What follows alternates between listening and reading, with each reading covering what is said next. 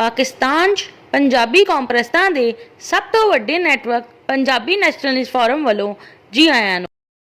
ਪੰਜਾਬ ਹਕੂਮਤ ਵੱਲੋਂ 9 ਮਾਰਚ ਨੂੰ ਪੰਜਾਬੀ ਕਲਚਰ ਡੇ ਦੇ ਬਜਾਏ ਪੰਜਾਬ ਕਲਚਰ ਡੇ ਮਨਾਇਆ ਜਾ ਰਿਹਾ ਹੈ। ਮਾਹ ਰਮਜ਼ਾਨ ਦੇ 14 ਮਾਰਚ ਤੋਂ ਪਹਿਲਾਂ ਸ਼ੁਰੂ ਹੋਣ ਦੇ ਕਰਕੇ ਪੰਜਾਬ ਹਕੂਮਤ ਵੱਲੋਂ ਪੰਜਾਬ ਵਿੱਚ 9 ਮਾਰਚ ਨੂੰ ਪੰਜਾਬ ਕਲਚਰ ਡੇ ਮਨਾਇਆ ਜਾ ਰਿਹਾ ਹੈ। ਪੰਜਾਬ ਹਕੂਮਤ ਦਾ ਪੰਜਾਬ ਵਿੱਚ ਪੰਜਾਬੀ ਕਲਚਰ ਡੇ ਦੇ ਬਜਾਏ ਪੰਜਾਬ ਕਲਚਰ ਡੇ ਮਨਾਉਣਾ ਪੰਜਾਬੀ ਕੌਮ ਦੇ ਨਾਲ ਜ਼ੁਲਮ ਤੇ ਜ਼ਿਆਦਤੀ ਵੀ ਹੈ ਤੇ ਪੰਜਾਬੀ ਕੌਮ ਦੇ ਖਿਲਾਫ ਸਾਜ਼ਿਸ਼ ਵੀ ਹੈ। ਪੰਜਾਬ ਵਿੱਚ ਪੰਜਾਬੀ ਕਲਚਰ ਡੇ ਦੇ ਬਜਾਏ ਪੰਜਾਬ ਕਲਚਰ ਡੇ ਮਨਾ ਕੇ ਪੰਜਾਬੀ ਕੌਮ ਨੂੰ ਮਿੱਠਾ ਜ਼ਹਿਰ ਖਵਾਇਆ ਜਾ ਰਿਹਾ ਹੈ।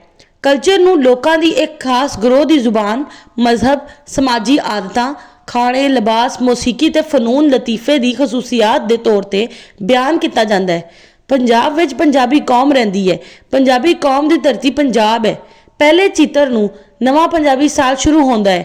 ਨਵਾਂ ਪੰਜਾਬੀ ਸਾਲ ਪੰਜਾਬੀਆਂ ਦਾ ਹੈਪੀ ਨਿਊ ਈਅਰ ਹੁੰਦਾ ਹੈ, ਜਦ ਕਿ ਪੰਜਾਬੀ ਬਹੁਤ ਸਾਰੇ ਮੌਸਮੀ ਤਿਉਹਾਰ ਵੀ ਮਨਾਉਂਦੇ ਨੇ। ਪੰਜਾਬ ਦੀ ਵਜ਼ੀਰ ਆਲਾ ਮਰੀਮ ਨਵਾਜ਼ ਦੇ ਬਣਨ ਨਾਲ ਪੰਜਾਬੀਆਂ ਨੂੰ ਤਵੱਕਾ ਸੀ ਕਿ ਮਰੀਮ ਨਵਾਜ਼ ਪੰਜਾਬ ਹਕੂਮਤ ਨੂੰ ਹੁਕਮ ਦੇਵੇਗੀ ਕਿ ਪੰਜਾਬ ਵਿੱਚ ਪੰਜਾਬੀ ਕਲਚਰ ਡੇ ਮਨਾਇਆ ਜਾਵੇ, ਪੰਜਾਬ ਵਿੱਚ ਹੈਪੀ ਨਿਊ ਪੰਜਾਬੀ ਈਅਰ ਮਨਾਇਆ ਜਾਵੇ ਤੇ ਸਿਰਫ ਪੰਜਾਬੀ ਕਲਚਰ ਦੇ ਬਾਰੇ 'ਚ ਪ੍ਰੋਗਰਾਮ ਕੀਤੇ ਜਾਣ। ਕਿ ਸਿੰਧ ਵਿੱਚ ਸਿਰਫ ਸਿੰਧੀ, ਖੈਬਰ ਪਖਤੂਖਵਾ ਵਿੱਚ ਸਿਰਫ ਪਠਾਨ, ਬਲੋਚਿਸਤਾਨ ਵਿੱਚ ਸਿਰਫ ਬਲੋਚ ਰਹਿੰਦੇ ਨੇ।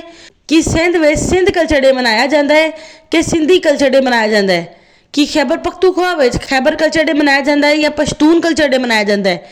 ਕਿ ਬਲੋਚਿਸਤਾਨ ਵਿੱਚ ਬਲੋਚਿਸਤਾਨ ਕਲਚਰ ਡੇ ਮਨਾਇਆ ਜਾਂਦਾ ਹੈ ਜਾਂ ਬਲੋਚ ਕਲਚਰ ਡੇ ਮਨਾਇਆ ਜਾਂਦਾ ਹੈ।